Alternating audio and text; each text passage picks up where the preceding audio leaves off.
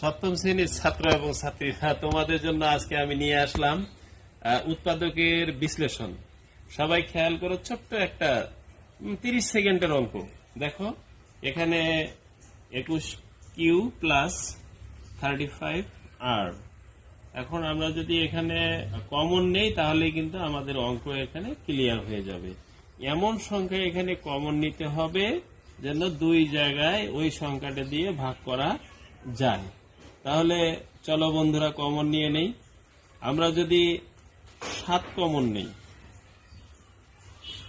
7 যদি কমন নেওয়া হয় তাহলে 3 7 21 কিউ, 3 7 21 কিউ প্লাস 5 7 35 আর।